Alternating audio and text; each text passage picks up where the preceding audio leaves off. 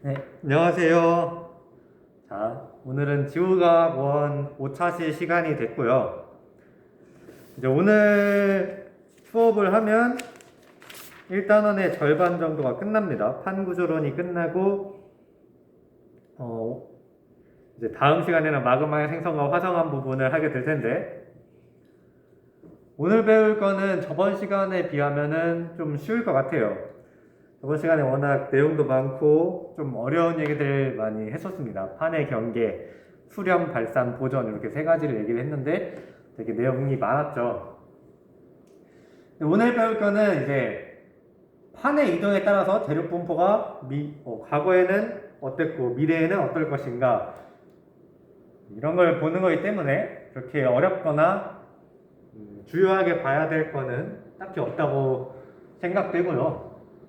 바로 시작해보면 교과서 21페이지고요. 오늘 배울 내용은 판의 이동과 대륙의 판의 이동에 따른 대륙 분포를 배울 것입니다. 자, 그래서 21페이지를 피면 교과서 내용이 나와 있어요. 지구를 전체적으로 보면 표면적은 변화가 없다. 그러나 판의 크기와 모양 등 그런 게 바뀐다라고 나와 있습니다. 뭐 어려운 내용 아니고요. 지구가 있고 여러 개의 판이 있다고 했을 때 판이 서로 뭐 섭입해서 소멸하기도 하고 발산하면서 확장되기도 하면서 원래 이런 모양이었던 판이 이동하면서는 뭐 약간 뭐 이런 식으로도 나중에 바뀔 수도 있죠. 얘가 뭐 밀고 하면 각지면서 바뀔 수 있는데 이런 식으로 판의 모양이 이동에 따라서 바뀔 수는 있지만 전체적인 지구의 표면적은 변하지 않는다라는 얘기입니다. 왜냐면 섭입해서 사라지는 만큼의 그 판이 발산 경계에서 새롭게 생성하는 판과 거의 동일한 양으로 유지되기 때문에 이렇게 말하죠. 플러스 마이너스 제로다. 뭐 이렇게 표현하면 될 것 같습니다. 판이 생성되는 만큼만 판이 소멸된다. 그 밸런스가 잘 맞는다. 그렇기 때문에 판의 모양은 바뀔지언정 전체적인 판의 면적, 지구의 표면적은 거의 변화가 없다. 그런 내용인 거고요. 자, 그 다음 부분을 보면 현재 지구에 분포하는 6개의 대륙은 그림 10과 같이 고생대 후기에 형성된 판게아라는 초대륙에서 분리된 것이다 라고 나와 있는데 밑에 지구 모양이 4개가 나와 있어요. 거기 한번 보면은 맨 왼쪽에 약 2억 5천만 년 전이라고 나옵니다. 초대륙인 판게아와 하나의 거대한 해양만이 존재하였다라고 시작해서 점점점 대륙들이 분리되면서 약 6천만 년 전을 보면 현재랑 비슷한 대륙의 분포를 이룹니다. 그래서 이거를 뜻을 풀이를 해보면 옛날에는 지구가 하나의 거대한 대륙만 있었고요. 나머지는 다 바다였습니다. 바다. 이때가 바로 고생대 후기고요.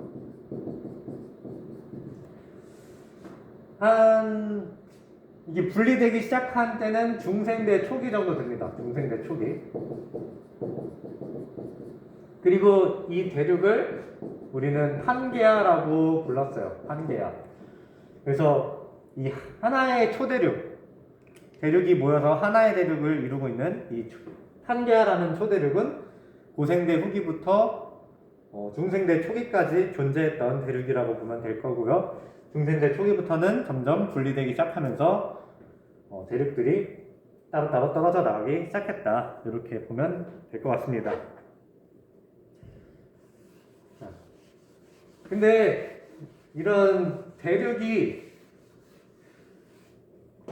계속 움직였으면 사실 한 번에 이렇게 하나로 모였던 적이 이 판게아 시절 말고 또 있었을 거예요. 그래서 그 예전에도 하나의 초대륙이었던 적이 한 3번 이상 있었을 텐데 정확히 기억은 안 나지만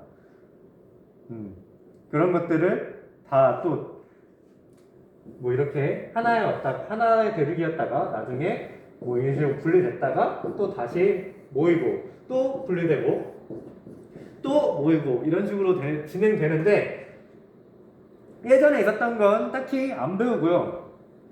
현재 분리된 상황이었고 그리고 예전에 하나로 뭉쳤을 때 있죠. 가장 최근에 뭉쳤을 때를 우리는 고생대 후기에 형성되었던 판계야를 배우는 겁니다. 그 이전에 이런 분리되고 합쳐지고 하는 내용들은 딱히 크게 다루지는 않는다. 판계야 정도, 가장 최근에 초대를 지었던 판계야 정도만 우리는 기억하면 될 것 같습니다. 자, 그런 거였고요. 다음 걸 보시면 판은 이제 분리되면서 속력은 매우 느리지만 오랜 시간에 걸쳐 움직이기 때문에 대륙과 해양의 크기와 모양이 계속 변해간다. 그래서 2억 5천만 년 전과 6천만 년 전 차이가 한 1억 9천만 년의 시간 동안 이렇게 대륙이 변화를 보여줬다 라는 것이고요. 다음 페이지 22페이지를 갑니다. 22페이지를 보면 현재 대륙이 분포하는 판의 이동 방향과 속력을 조사하면 앞으로 판의 경계가 어떻게 변할지 예상할 수 있다라고 나와 있죠. 그래서 직접 탐구를 통해서 미래 대륙 분포를 구상해보는 그 내용이 있습니다. 거기를 한번 해볼게요. 과정 1번 거기 보시면 대서양의 발산 경계인 중앙해령에서 판의 확장 속력은 3cm/년이래요. 대서양 중앙해령의 확장 속도는 3.0cm/년이죠. 이어를 그냥 한글로 쓴 겁니다. 자, 그리고 중앙해령에서 판의 이동 방향에 따라 해안선까지의 거리가 약 3,000km다. 그 대서양 중앙해령이 있다고 쳤을 때 얘가 확장되면서 바다를 지금 처음에는 판계야 시절에는 이 대서양이 없었어요. 대륙들이 이런 식으로 붙어 있었는데 여기서 발산형 경계가 나타나면서 여기서부터 해령이 시작되는 거죠. 그리고 이 대륙들을 밀기 시작해요. 해저가 확장하면서. 그때 이 해령으로부터 이 대륙까지의 거리가 3,000km라는 겁니다. 현재 뭐 이쪽도 비슷하게 3,000km 정도 되겠죠. 양쪽 대륙이. 자, 그러면 이 대서양이 생성된 시점, 즉 해령이 발산하기 시작할 때 그쯤이 언제였을 거냐라고 물어보는 겁니다. 구할 수 있겠죠? 처음에 뭉쳐있다가 이만큼의 속력으로 3,000km까지 벌어진 거니까 우리 거리는 시간 곱하기 속력으로 나타낼 수 있고요. 현재 거리가 3,000km고 속력은 3.0cm/년이고요. 그러면 시간이 있을 텐데 시간을 x라고 하면 얘는 단위는 년일 거고요. 자, 그러면 곱하기랑 x랑 헷갈리니까 곱하기엔 일단 동그라미를 쳐주겠습니다. 이 x년을 구하기 위해서 이 3.0cm/년을 옮겨야겠죠. 그러면 이 킬로미터를 센티미터로 바꿔주는 게 좋을 것 같아요. 그래서 3,000km니까 0 3개 붙이면 미터죠. 미터를 또 센티미터로 바꾸려면 0 2개 붙여야겠죠. 그리고 이제 3.0은 그냥 안 쓰겠습니다. 어차피 3이나 3.0이랑 똑같으니까. 그러면 센티미터고 여기도 3cm고 그리고 원래 퍼년이었는데 이 밑에 있는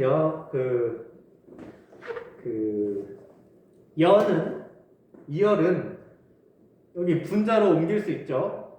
이런 식으로. 그래서 센티미터 서로 사라지고 3 약분되고 결국 x2열은 이만큼의 시간이 될 텐데 한번 세볼까요? 1십, 100천, 만, 10만, 100만, 1000만, 1억 년. 그래요. 대서양은 1억 년에 비로소 생겼을 겁니다. 이거를 계산할 수 있다는 거죠.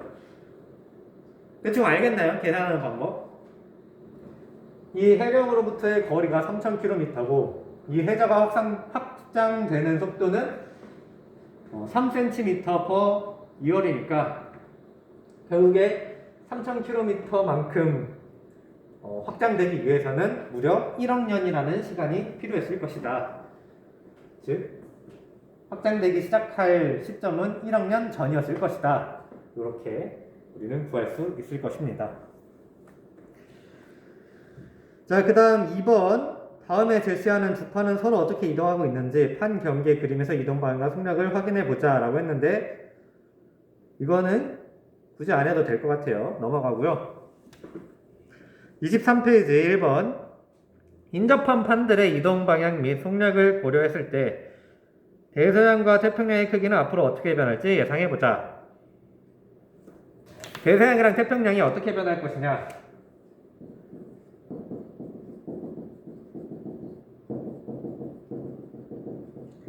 대서양의 중앙에는 뭐가 있죠? 해령이 있어요. 해령은 발산 경계고 해령에서부터 발산이 일어나면 해저는 확장됩니다. 즉 대서양 중앙 해령에 의해서 대서양은 확장될 것이라는 얘기죠. 앞으로 계속 확장할 거고요. 자, 그럼 태평양의 크기는 어떻게 되느냐? 이렇게 태평양이 있다고 봤을 때 여기는 대륙이고요. 여기가 태평양인데 해령이 이 동쪽에서부터 남쪽까지 이런 식으로 분포를 해요. 그러면 얘도 여기서 발산하면서 해저가 확장이 일어나겠죠. 근데 태평양은 이 해령으로부터 가까운 거리에 해구가 존재를 해요. 이렇게 이쪽에 그 일본 쪽에 해구 있고 또 이쪽 남아메리카 쪽에 해구가 있죠. 따라서 얘가 확장이 되긴 하는데 여기서 판의 소멸이 곧바로 거의 금방 일어날 수 있기 때문에 태평양은 해령이 존재해도 확장하지 못하고요. 또 태평양은 앞으로 면적이 감소할 것이다 라고 얘기를 해요. 근데 또 책이나 과학자마다 태평양도 확장할 거다라고 말을 하는 경우가 있습니다. 그래서 태평양의 그런 미래의 분포에 대해서 예측하는 거는 감소라는 입장이, 면적은 감소될 거라는 입장이 더 많지만 그래도 태평양에 대해서는 조금 조심스럽게 해야 될 것 같고요. 그래서 태평양 면적에 대해서 문제를 내기는 어렵겠죠. 하지만 대서양이 확장되는 거는 아주 모든 과학자들의 만장일치고 현재 그러고 있기 때문에 대서양이 미래에도 이제 점점점 확장할 것이다 라는 것은 확정된 얘기라고 보면 되겠습니다. 근데 22페이지 잠깐 다시 가볼게요. 22페이지에 그 2번 넘어갔잖아요. 넘어가긴 했는데 그 밑에 그림은 좀 잘 받으면 좋겠어요. 여기 빨간색 실선은 판의 경계라고 써있고 이렇게 삐쭉삐쭉 나온 거는 섭입대라고 나와있죠. 이렇게 삐쭉삐쭉 나온 건 섭입대라고 나와있고 그리고 화살표가 판의 이동 방향이라고 나와있어요. 그래서 그 지도를 잘 봤을 때 태평양판의 가장자리에 각각 섭입대가 있고 또 태평양의 동쪽이랑 남쪽에 해령이 길게 분포한다는 걸 볼 수 있고 우리 대서양의 중앙에 해령이 저기 북쪽에서부터 남쪽까지 쭉 존재한다는 걸 확인할 수가 있습니다. 거기에서 이제 우리 지구상의 판의 경계가 어떻게 분포하고 있는가를 좀 알아보기 쉽기 때문에 이 그림은 외울 필요는 없지만 대서양은 해령이 이렇게 중앙에 존재하는구나 태평양은 이렇게 가장자리가 그 서비편 경계가 많고 또 동쪽이랑 남쪽에 해령이 있구나. 그런 정도만 봐두면 되겠습니다. 그럼 다시 23페이지에 1번은 얘기를 했고 2번을 보면 판의 이동에 따라 아시아, 호주, 북아메리카, 남아메리카 대륙의 위치가 어떻게 변할지 예상해보자. 아시아랑 호주는 지금 태평양 판이 왼쪽으로 밀고 있어요. 이렇게 태평양 판이 있으면 여기에 아시아가 있고 여기에 호주가 있는데 얘가 태평양 판이 왼쪽으로 밀고 있기 때문에 아시아랑 오스트레일리아라고 하죠. 오스트레일리아. 호주, 오스트레일리아는 둘 다 왼쪽, 즉 방위로 얘기하면 서쪽으로 이동할 것이다. 태평양이 서쪽으로 밀고 있기 때문에 아시아랑 호주는 서쪽으로 움직일 것이다 라고 예측을 할 수가 있고요. 그리고 북아메리카랑 남아메리카는 이 태평양의 오른쪽에 지금 위치를 하고 있는데 북아메리카 그리고 남아메리카가 있는데 여기는 태평양 동쪽에 있는 해령이 또 이쪽으로 발산을 하면서 북아메리카랑 남아메리카는 오른쪽, 즉 동쪽으로 밀어주고 있기 때문에 미래에는 북아메리카, 남아메리카는 동쪽으로 이동할 것이다. 이렇게 우리는 예상할 수 있을 것 같습니다. 자, 그리고 3번 판의 경계에서 나타난 판의 이동 방향 속력을 참고해서 5천만 년 후 지구의 대륙 분포를 어떻게 변할지 예측하여 그림에 그려보자 라고 했는데 5천만 년은 잘 모르겠는데 결국에는 또 초대륙을 형성을 할 겁니다. 이렇게 분리되어 있는 대륙이 대서양에서부터 쭉 확장되면서 대륙들이 서로 만나서 결국엔 하나의 초대륙을 또 형성을 할 것이다. 그리고 거기 토이아기를 또 보면